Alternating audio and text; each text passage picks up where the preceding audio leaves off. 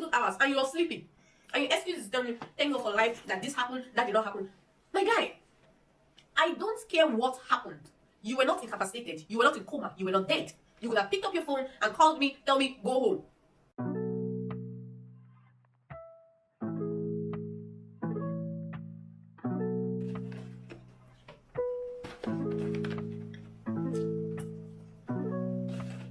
Hey lovelies, welcome back to my YouTube channel. My name is ifeomaucheugbah. If you're a returning subscriber, my VIP, welcome. Thank you for your endless support. And in this your first time seeing this pretty face, hi, my name is ifeomaucheugbah. Here on my channel I talk about beauty, lifestyle, and general happy vibes. If that's what you're into, please join my family by hitting the subscribe button down below. Also turn on your bell notification so when I upload amazing videos like this, you will not miss out. So today I went to Genesis. Where's from? Okay, this is from. I went to Genesis Cinema and I bought popcorn. I barely finished it. Very sweet. But most importantly, my crush of 4 years called. And he was talking absolute rubbish. Calm down, no, before he eats me. I'm not a bad person. Let me tell you this beautiful love story that had a very annoying ending. Just get your popcorn. It's a long ass love story. Story. So I met this guy, which I will be addressing as Mr. C. C for crush. Mr. C. Let's call him that. I met him on the first day I was resuming 100 level in the university. Unsafe University precisely.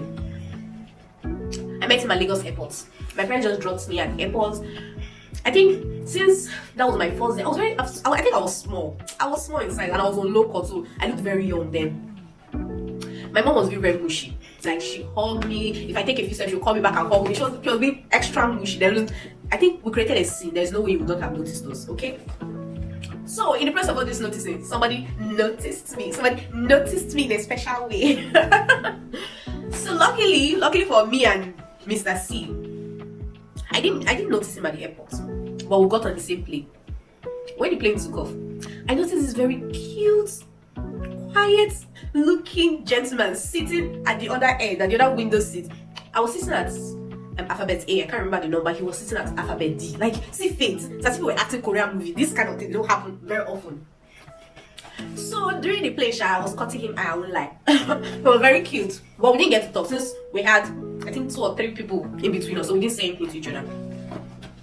When we landed at Asaba Airport, Anambra State didn't have airports there, so the flight was to drop us at Asaba Airport. I felt like, okay, we're not going to talk. You know, girls have pride now. We went to the part where you pick your luggage. It was there. I noticed someone saying, hey, whoa, only to turn and see. He said, hey, he was the one. I turned and smiled. I said, hi back. You know, there are this type of people that you meet. It feels like you've known them all your life. You guys just click, this instant connection. You fell under that category. We had this instant connection. It's beautiful. So we got out of the airport and we booked the same car because it turns out he was even going to Anambra State and I was going to Anambra State. Like, it's not a coincidence, it's fate. Or that's what my chicken mind was telling me, that it was fate. So when we got on the road and got to Onitsha Bridge. Got to Onitsha Bridge by 6 p.m. By the time I crossed the bridge, it was 9 p.m. If you see traffic, the traffic was heavy. Calm down, don't pity me. I think I was rooting for that traffic. I was really enjoying the traffic. No, it gave us time to get to know each other, to bond. Like, man, the friendship was sweet inside that cab. So when we crossed over, after a while, he alighted from the cab and left. We exchanged numbers though. When I got to my hostel, I called him. That was home. We clicked. He said telling me all the sweet things. Like he really regretted having to go. Like he wished he could, like we could stay together. We could like spend the rest of the night together. See me blushing. See me blushing from ear to ear.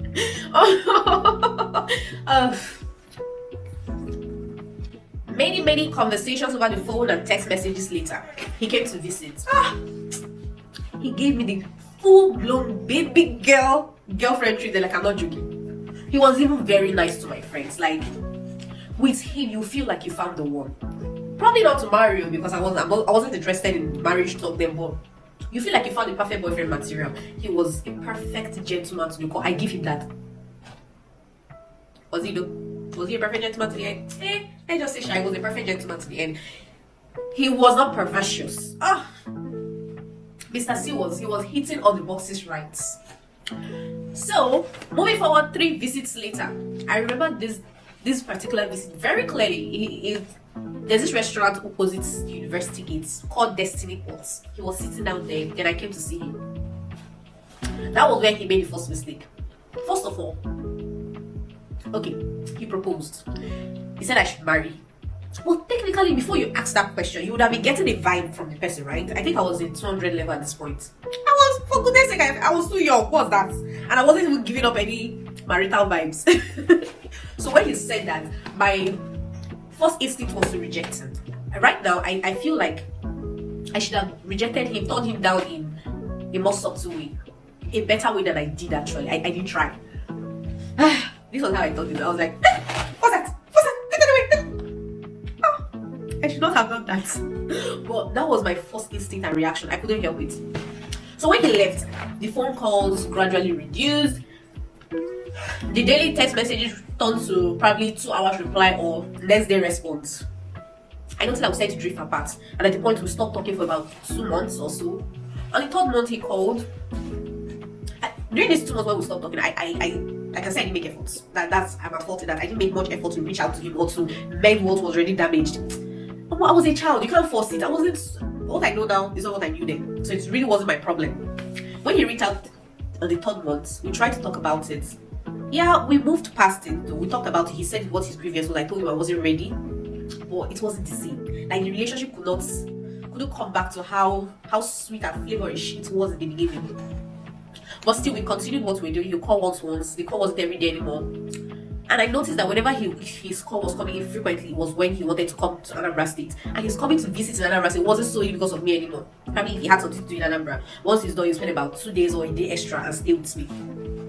But it's okay. At this point, I had fallen head over, not heels, head over moon. Like, oh my god, like I was so into this young man. Like, I can say I was in love at this point. Maybe if at that point he had asked me to marry him, who knows? You never can tell. I might have said yes, but he didn't. Things had probably changed for him. Maybe the way I rejected his proposal had turned something off in him. Who knows? So moving on, I'm not going to tell you guys everything that happened sequentially during the 4 years we were together. I'm just going to go straight to what broke the camel's back. My final year. I just finished school, finished defense. That same year, in fact that same month, I think it was around December, I was with my family in Delta State. Then as usual, his calls started coming in very frequently.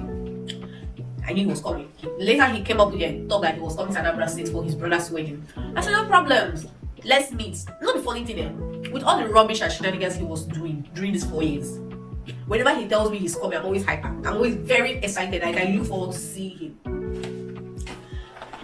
So he told me it was fine. I told him, okay, fine. When you get to Anambra State, you call me. I will come around.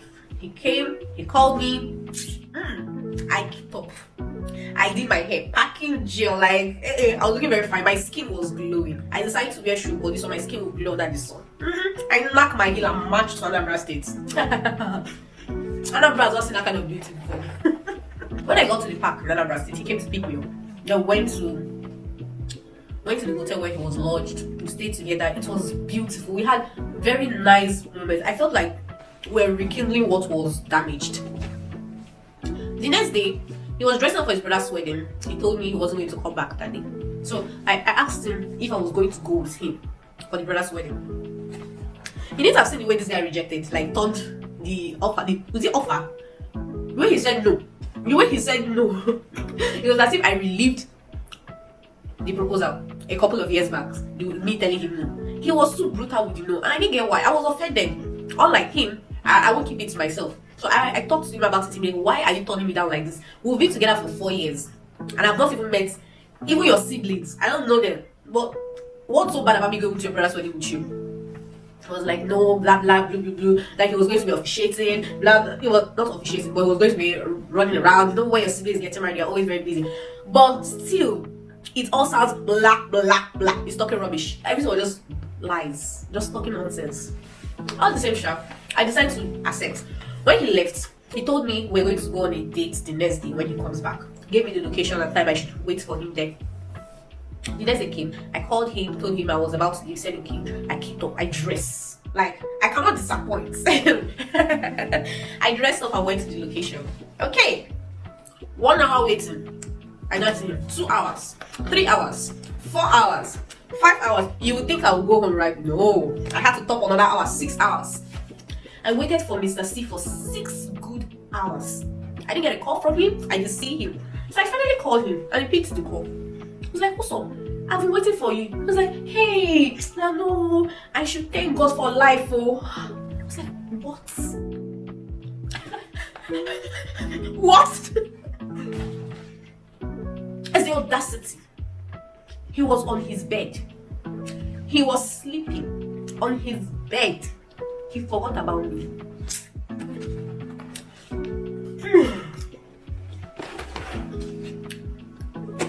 On the same shot, I'm not angry again at all. I'm not angry. I waited 6 good hours and you were sleeping. And your excuse is telling me, thank God for life, that this happened, that did not happen. My guy, I don't care what happened. You were not incapacitated. You were not in coma. You were not dead. You could have picked up your phone and called me, tell me, go home. But no, he didn't do that. He left me. See, a lot of red flags. At this point, scales were falling off my eyes. Like, from the minute he said no to me going for his brother's wedding with him, I think when he left me alone, I started analyzing our relationship. First thing I noticed is, he never actually asked me to be his girlfriend. The only thing he asked me was to be his wife, which I turned down.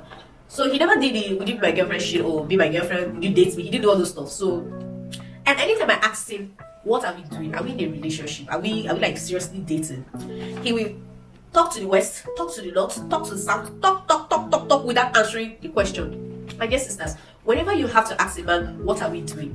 Like after months or years of being in your own relationship in your mind, my dear, you're dating yourself. You are dating yourself. Just like I was dating myself for about 4 years. I started analyzing all the insults. See, if you have to wait for someone for 1 hour, 2 hours, my dear, please wait. Did I just say that? No, scrap that. Hell no. At this point in my life, if I'm to go out with you and you keep me waiting for 5 minutes, I'm out. Like seriously, I am out. I have exhausted all the wait time I have for every other person on that one location. Think this is wait for 6 hours. I won't do that again. I'm sorry. To cut the long story short, he came back the next day and said, I'm sorry. And as a very good girl in love, I said, I forgive you. I'm wise. I forgave him as usual. So the next day I was supposed to go back to Asaba to meet my family. He was supposed to drop me at the park. Then halfway through the journey, he said he couldn't go any further, that the traffic was too much. I should use a public transport. You know the chat. Bear in mind, I'm putting on show money. Like I dressed the way I came, I'm going back that same way. And he wants me to go to Onitsha in a public transport dressed like that. There is no boat at this time in Onitsha. You know, if he couldn't enter the traffic, he could have just booked me a cab. Like I'm just thinking about that. He could have actually booked me a cab, but I guess when someone cares about you, when someone doesn't care about you, they don't think about ways that your safety is important. I remember the feeling I had, and my heart was really heavy. Like I just wanted to break down and cry, but I had to pull myself together and step out of the cab. I got into the bus. When I got there, I saw there was this lady sitting beside me. She had a son. It looked like she was going to the market. So I told her I didn't know where the park was. Then she said she was going to show me the park. I should follow her. God bless that woman where she was, because she was one that helped me fight the Onitsha touts that were going to harass me. Picture this. If you go to a normal market and you're dress covered, there is a 90% chance that somebody will see pull your hand, somebody will see harass you. The men, they know it's not possible for you to go to the market and nobody will touch you. Now when you're wearing like a showy clothes, it's like you're ringing a bell. Come and harass me, and I'm fair. So under the sun, my skin was shining. It wasn't funny. No. It wasn't funny that day, but it's funny now, Shan. It wasn't funny that day. And when the bus was going to drop, you had to trek quite a distance before getting to the park. It was just a very bad decision to make me enter the bus. But the woman kept on fighting them out, and I thank her very much. God bless her where she is. When I got to the park, I sat down. I couldn't hold the tears. It kept pouring. Like the tears just kept pouring. I was so sad. When I was done crying, I stepped out. I saw a cab. I booked a cab and went to Asaba. I got home, had my bath, cried some more, and blocked his number. You know, at this point, I wasn't angry at him. In fact, there was no point I was even angry at this young man. That's how much, you say, love is blind. That is how much I was blinded to his faults. But when I blocked the number, my anger was I had disrespected myself. for 4 years at that. I deserved better than the insults I received and condoned from him. That was where my anger, that was why I was crying. I was embarrassed at myself. Nobody knew, but I was still embarrassed. Moving forward, a year after, I got a new phone. His number was automatically unblocked. That night, a straight number called me. When I picked the call, it turned out to be him. We got talking, blah blah blah blah blah, plenty rubbish talks I don't want to think about. I just asked him one question, like, why did you treat me the way you did during our supposed date? Because it didn't make sense to me. I wasn't entirely a bad person. Yes, probably I might have offended you because I told you that in a harsh or rude way, but he didn't give you the right to treat me the way you did. That was when I realized. During the 4 years we were together, 3 of those years he was dating somebody. He had a girlfriend, so I was dating myself for 3 years. When there's a serious relationship inside your serious relationship. Hey, it's funny now. It's really funny. I was like, really? About the same shit. When he said that, it made sense to me. Do you know why? Because technically, the day I went for his brother's wedding, if you considered me his girlfriend, that is kind of occasion you actually go with your girlfriend. But no, he didn't go with me. I've never met any of his family. So practically, I think I was blinded to the flags. But it made sense when he said he had a girlfriend. Most likely, the family members knew who this girlfriend was, or she was even there at the wedding. Who knows? And he spent the day with her. So it's having conflict of interest having his 2 babes at the same wedding. So I kind of understand him. And that conversation helped me realize something, that I had gotten over him. I had achieved closure. Like, I didn't care. I didn't flinch when he was saying all those things. I wasn't sad. I wasn't angry. I was okay. I was very fine. Moving forward, today at the cinema, I saw his call and I picked the call. Then he told me, he got talking again, said he's coming to River State, that he would like us to see. Today, the truth, I don't care. You're free to come to River State. I don't own River State. I can't tell you not to come to River State. So, my dear, by all means, come to River State. But let's see. Like, are you serious? Like, are you serious? Do you think I'm still the same lady of 4 years? 3 years ago? Do you think I'm still the same person? Ha! No, no. Don't be juju with that. So yeah, let him come by all means. I feel like him coming is going to give this video a part 2, because definitely there's going to be drama, but it's not going to be from my end because I'm not bothered. But I feel like there might be drama, there might be some kind of drama. So if there is, I'll tell you guys part 2 of the story. Till then, come to the end of my sad love story. Sad love tale? Yeah.